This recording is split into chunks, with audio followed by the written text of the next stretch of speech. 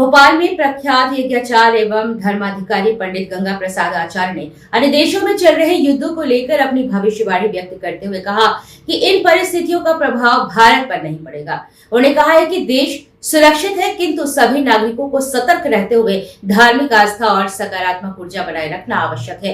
इस संदर्भ में उन्होंने आगामी नवरात्रि पर्व के दौरान माता रानी का स्तंभ पाठ सामूहिक रूप से करने की अपील की है। पंडित गंगा प्रसाद आचार्य के अनुसार सामूहिक पूजा पाठ और मां भगवती की आराधना से देश में शांति, सुरक्षा और समृद्धि बनी रहती है। उन्होंने कहा है कि यह आध्यात्मिक प्रयास राष्ट्र की रक्षा और कल्याण में सहायक सिद्ध होगा।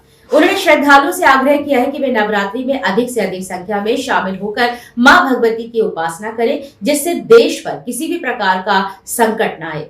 भारत तो धार्मिक देश है। यहाँ भगवती की कृपा रहेगी। भारत में किसी प्रकार का कोई होने वाला नहीं है। सुख शांति रहेगी। भारत ही नहीं, भारत की इस संस्कृति से, इस आराधना से विश्व में भी शांति शीघ्र होगी, क्योंकि माँ भगवती का आराधन कभी निष्फल नहीं होता।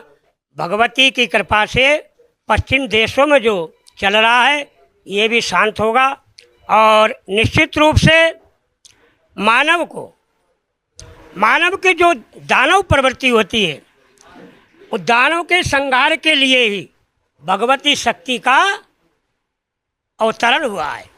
प्रत्येक देवता के अंश से भगवती का अवतरण होता है और प्रत्येक देवताओं की शक्ति अस्त्र शस्त्र से भगवती धारण करके और पापियों का समूल नाश करती है। तो निश्चित है कि जो दुष्ट प्रकृति के प्रवृत्ति के हैं उनका संहार तो होगा, परंतु अन्य जो धर्म की प्रवृत्त लोग हैं, धर्म अनुरागी लोग हैं, ऐसे जो देश है वहाँ भगवती की निश्चित ही कृपा होगी।